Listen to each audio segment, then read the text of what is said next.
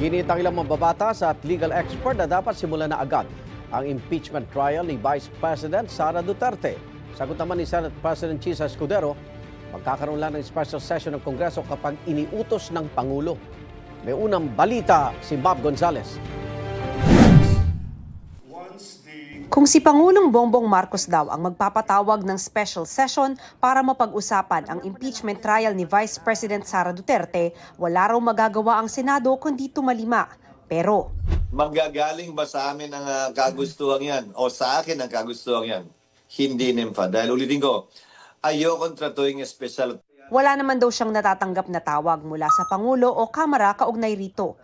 Nauna nang sinabi ni Escudero na hindi kailangan ng special session para masimula ng impeachment trial. Wala akong balak. Ano ba yung rason bakit kailangan? Dahil ba special siya? Dahil ba minamadali natin? Dahil ba galit na galit yung ilang sektor at gustong mag-trial na agad? Paniniwala ko, dapat maging patas para hindi magdulot ng instabilidad at para hindi magdulot ng duda kaugnay sa magiging pasya ng impeachment court pagdating ng panahon.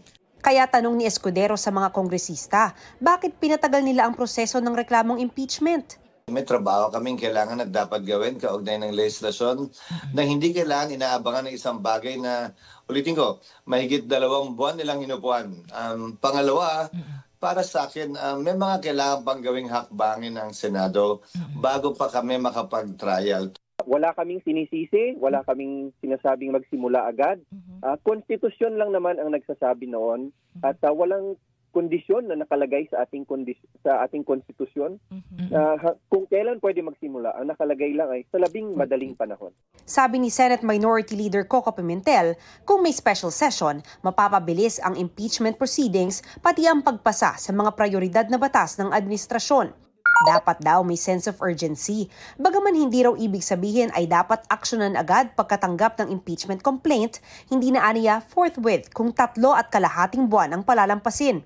Sagot ni Escudero, hindi espesyal si Vice President Sara Duterte, hindi espesyal ang posisyon ng Vice President para sa kanya madaliin namin, sa Chief Justice hindi, sa Ombudsman hindi.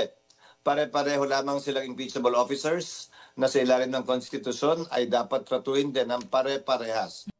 Noong impeachment ni na dating Chief Justice Renato Corona at Ombudsman Merceditas Gutierrez, inabot ng mahigit 1 buwan bago nag-trial ang Senado.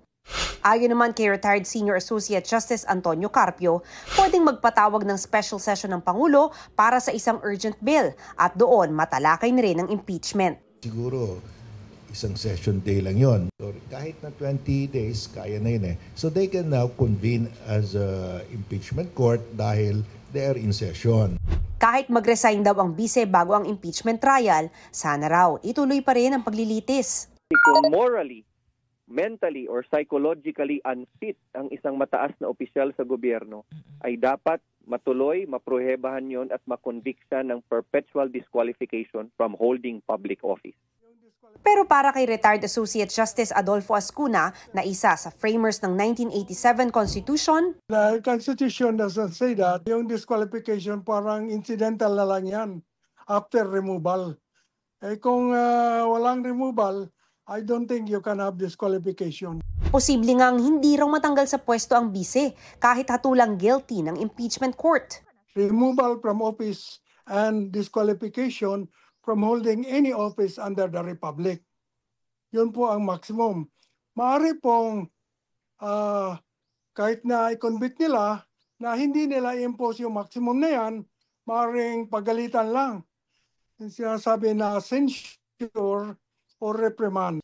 Ang malinaw raw, dapat umpisahan na ng 19th Congress ang impeachment trial bago matapos ang termino nila sa June 30. Kung hindi pa nila umpisahan, at saka na lang on the 20th Congress nila umpisahan, palagay ko may problema.